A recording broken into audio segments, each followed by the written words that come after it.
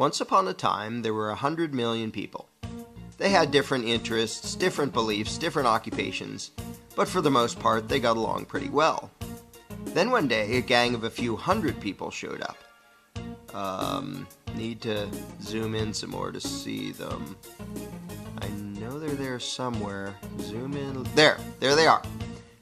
And this gang of a few hundred said to the throng of 100 million, "From now on, you all have to give us a cut of everything you earn." This is an accurate graphical comparison between the number of American taxpayers and the number of U.S. congressmen. And the throng said, "Gosh, do we have to give you a cut of what we earn?" And the gang of a few hundred said, "Yes, you have to." And the throng said, "Well, okay, I guess we have to." And one little troublemaker asked, "What if we don't?" The gang of a few hundred didn't like this and said, "If you do not comply, we shall unleash upon you our legions of enforcers." And the throng cried, "Oh no, please don't. We will comply, we will pay." This is an accurate graphical comparison between the number of American taxpayers and the total number of IRS employees. Time went by, and the gang of a few hundred said, "Now we want more of what you earn." And this kept happening over and over again, until eventually some of the throng were paying almost half of what they earned to the gang. Whenever the gang demanded more, the throng would say, "Golly, we're already having a tough time. Do we really need to give you even more?" And the gang always said, "Yes, you must, or we shall unleash our legion of enforcers."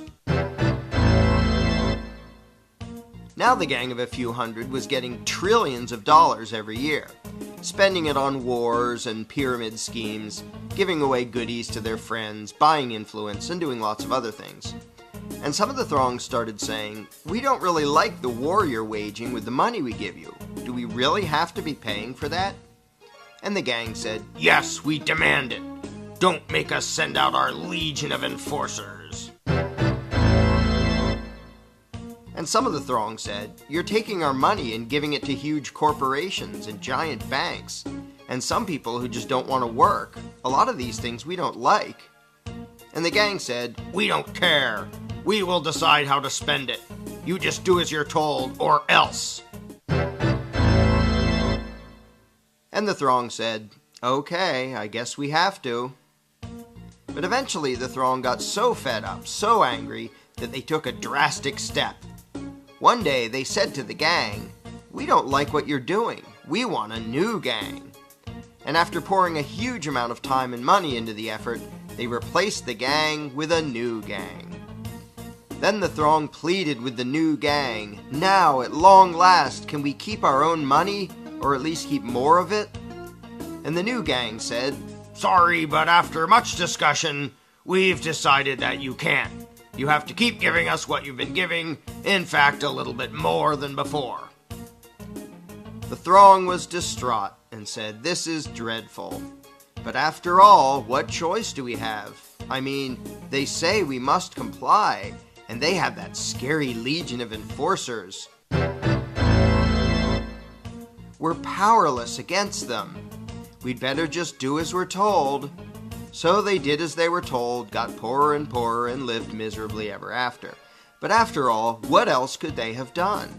What power could this throng possibly have compared to this gang of a few hundred and their enforcers? What chance would this thing have against this thing? How could these 100 million people ever hope to successfully resist the awesome power of this tiny little dot? In case anyone missed this, let's review. Here's them. Here are their enforcers. Here's us. Them, us. Them, us. Does anything about this seem just a little strange to you? Are you perhaps wondering, why does the throng need the permission of the dot to do anything? Why do these people feel the need to ask this tiny little dot if they can keep more of what they earn? Why would they spend year after year literally begging for lower taxes from this little dot? Is this dot just really darn intimidating? Is it very persuasive in its reasoning? To be blunt, why would this throng give a rodent's backside what this tiny little dot wanted? The fact that this tiny dot has the gall to issue such demands to such a throng is pretty startling in and of itself. But what is far more amazing is that the throng obeys this minuscule little parasitic gang of control freaks.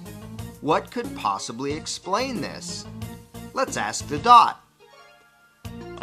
This is how it works. When we, the dot, take your money and spend it on things you don't like, we're representing you. In fact, though you're not allowed to actually keep your own money, you're allowed to decide which little dot will steal half of what you earn. So that really means that you're in charge and that you're agreeing to give us your money. In fact, we, the dot, are serving you when we take your money and spend it on things you don't like.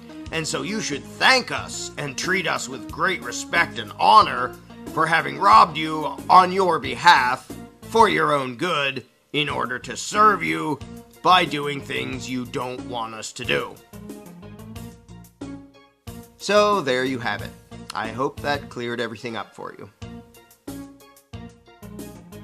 If you're not entirely satisfied with the dot's explanation of things, you really should read the book The Most Dangerous Superstition, available now at Amazon.com.